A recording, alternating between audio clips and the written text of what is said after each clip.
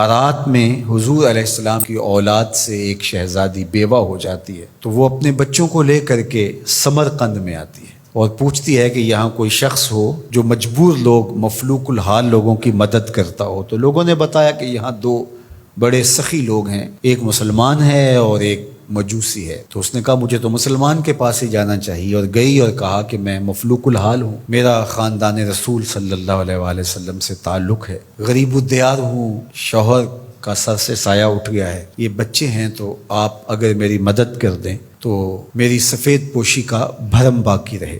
تو اس نے کہا کہ بہت سارے لوگ آتے ہیں اور اس طرح کی باتیں کرتے ہیں، تم بتا سکتی ہو کہ تمہارے پاس کیا ثبوت ہے خاندان رسول سے ہونے کا؟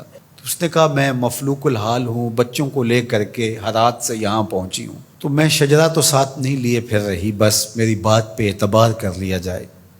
اس نے کہا کہ میں تیری بات پہ اعتبار نہیں کر سکتا۔ خیر وہ وہاں سے اٹھی اور اس مجوسی کے پاس چلی گئی اور اس کو جا کے بتایا کہ مفلوق الحال ہوں، یہ میرے چھوٹے یتیم بچے ہیں، میں رسول کریم صلی اللہ علیہ وآلہ وسلم کی اولاد سے ہوں، تو آپ اگر میری مدد کر دیں۔ تو اس نے انتظام کر دیا ایک چھوٹے سے گھر کا، اور جو ضروریات کی چیزیں تھیں وہ باہم پہنچا دی۔ یہ بھی سو گیا اور وہ مسلمان تاجر بھی سو گیا۔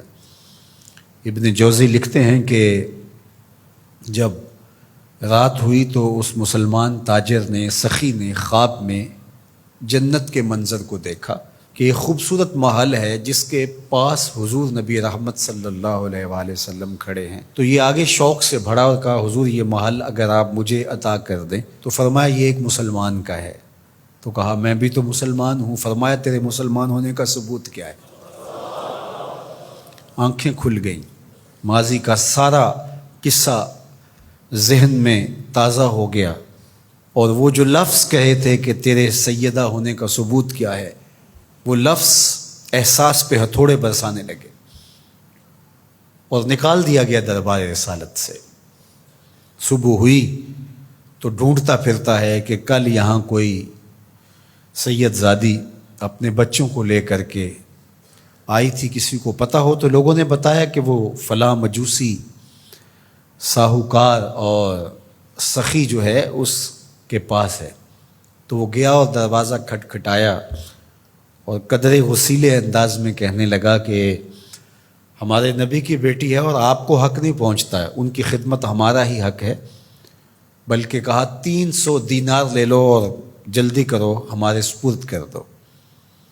تو اس نے مسکرا کے دیکھا، کہا کہ میں نے تو انڈٹھا سودا کیا تھا، اب تو منظر دیکھ چکا ہوں، جہاں رات آپ کو دھکے دے کر نکالا گیا وہاں مجھے وعدہ دیا گیا کہ تو نے میری بیٹی کی خدمت کی ہے، تجھے اور تیری نسل کو جنت کی ضمانت دی جاتی ہے، اور میں تو حضور کے ہاتھ پہ کلمہ پڑھ کے اسلام قبول کر چکا ہوں۔ اللہ اکبر۔ نسبت رسول کا احترام، محض نسبت رسول، عمل تو بعد میں آتے ہیں۔ اللہ اکبر۔ تو فرمایا کہ احبو لأہل بیتی لحبی، میرے اہل بیت سے محبت میری وجہ سے کرو۔ اللہ اکبر۔ امت کو سمجھنا چاہیے کہ اہل بیت رسول کا معاملہ کتنا حساس اور کتنا نازک ہے، اور آقا کریم نے کس قدر اس کو اہمیت کے ساتھ حجۃ الوداع کے موقع پر ارشاد فرمایا۔ اور دوسرا، حضور علیہ السلام نے مقام خم پر باقاعدہ خطاب کرتے ہوئے ارشاد فرمایا، یہ مکہ اور مدینہ کے درمیان ایک جگہ ہے، الا ایھا الناس، اے لوگو، انما انا بشر یوشک ان یاتی رسول ربی فاجیب، فرمایا کہ میں بشر ہوں، موت کا فرشتہ پیغام لے کر میرے پاس بھی آئے گا اور میں رب کے بلاوے پر حاضر ہو جاؤں گا۔ وانا تارک فیکم ثقلین، لیکن تمہیں تنہا اور لاوارث نہیں چھوڑ کے جا رہا، تمہارے اندر دو بھاری چیزیں چھوڑ کے جا رہا ہوں، جس کو میرے حضور بھی بھاری کہیں وہ کتنی بھاری ہوگی۔ اولہما کتاب اللہ، ان میں سے پہلی چیز کتاب اللہ، اللہ کی کتاب، فیہ الہدی والنور فخذوا بکتاب اللہ واستمسکوا بہ، اس میں ہدایت ہے، اس میں روشنی ہے، بس اللہ کی کتاب کو مضبوطی سے پکڑ لو اور اس کے ساتھ تمسک اختیار کر لو، جڑ جاؤ اس کے ساتھ، لپٹ جاؤ، چمٹ جاؤ اس کتاب کے ساتھ، اپنا ربط کبھی بھی قرآن سے ٹوٹنے نہ دینا، قرآن کے ساتھ اپنے تعلق باطن کو کبھی کمزور نہ ہونے دینا، اس کی تلاوت دن کے اجالوں میں رات کی تنہائیوں میں تمہارا معمول حیات رہے۔ فحث علی کتاب اللہ، حضور نے ابھارا لوگوں کو کتاب اللہ کے ساتھ جڑنے کے لیے، وَرَغَّبَ فِيهِ، اور ترغیب دی کہ اس کتاب سے وابستہ رہو، اس کتاب سے جڑو، اس کتاب کو کبھی نہ چھوڑنا۔ ثم قال، پھر ارشاد فرمایا، وَأَهْلُ بَيْتِي، اور میرے اہل بیت، اذکرکم اللہ فی اہل بیتی، اذکرکم اللہ فی اہل بیتی، اذکرکم اللہ فی اہل بیتی، 3 مرتبہ فرمایا، میں تمہیں اپنے اہل بیت کے بارے میں اللہ سے ڈراتا ہوں، تذکیر کرتا ہوں، نصیحت کرتا ہوں کہ میرے اہل بیت کے معاملے میں کوتاہی نہ کرنا۔ 1 بار نہیں کہا، 2 بار نہیں کہا، 3 بار فرمایا۔ نگاہ نبوت کچھ دیکھ رہی تھی کہ لوگ کربلا کے اندر شہزادگان رسول کو شہید کرنے کے درپے ہوں گے، اور اہل بیت نبوت کی عظمتیں لوگوں کو ہضم نہیں ہو پائیں گی، تو حضور نے 1 بار نہیں، 2 بار نہیں، 3 بار فرمایا کہ میرے اہل بیت کے معاملے کے اندر ان کی حساسیت اتنی ہے کہ کوتاہی کا ارتکاب نہ کرنا۔ اہل بیت نبوت کا معاملہ بہت حساس ہے، بہت ہی حساس ہے۔ یزید پلیت نے اہل بیت کے ساتھ ٹکر لے کے اپنی عاقبت بھی برباد کر لی، اور اپنی دنیا بھی برباد کر لی، اور اپنی نسلوں کو بھی بدبودار بنا لیا اس نے۔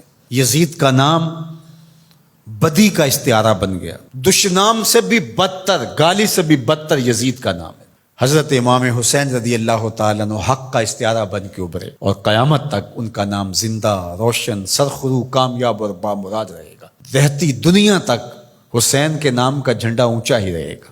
اہل بیت کے لیے دلوں میں محبت جو موجزن نہیں رکھتا سینے میں، اس کے سینے میں پتھر رکھا ہوا ہے، اس کے سینے میں کسی مومن کا دل نہیں رکھا ہوا۔ یہ پیاز تو ہر وقت سلگتا ہے، لیکن جو ہی محرم کے ایام آتے ہیں تو پھر خوشبوئیں پھیلنا شروع ہو جاتی ہیں، اور ان کے لیے دل میں جو جذبات پیدا ہوتے ہیں، اللہ اکبر، ہماری 1000 جانیں تصدق ان کے قدموں سے لپٹی ہوئی خاک پر۔ دین کے جھنڈے کو جس طرح انہوں نے اونچا رکھا، سرخرو اور سر بلند کیا، قیامت تک یہ امت خراج پیش کرتی رہے گی، اور محبتوں کے نذرانے ان کی چوکھٹ پہ پیش کرتی رہے گی۔